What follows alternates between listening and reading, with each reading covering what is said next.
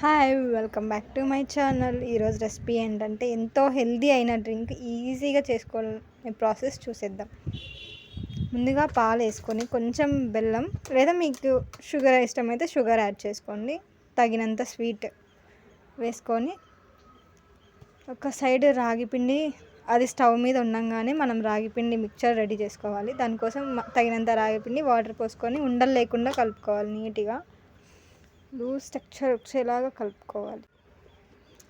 ఇలా కలుపుకోవాలి. తర్వాత పాలు బాగా పొంగు వచ్చేటప్పుడు ఈ మిశ్రమాన్ని పోసి కలుపుతూ ఉండాలి. లేదంటే మనకి అది ఉండలు కడుతుంది కాబట్టి clock wise anti clock wise తిప్పుతూ ఉండాలి.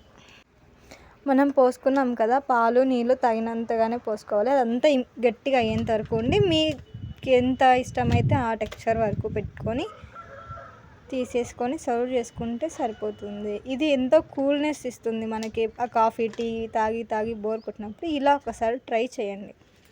చాలా బాగుంటుంది. హెల్త్కి కూడా చాలా మంచిది. ఇది మనలో ఉన్న వేడిని తగ్గిస్తుంది. జ్యూస్ అనేది చల్లారిన తర్వాత కూడా బాగుంటుంది. మనకి కావాలంటే దీంట్లో కొంచెం పల్లి పొడి ఏదైనా ఫ్రూట్స్ మిక్స్ చేసుకొని తినవచ్చు. Okay, thanks for watching. Bye.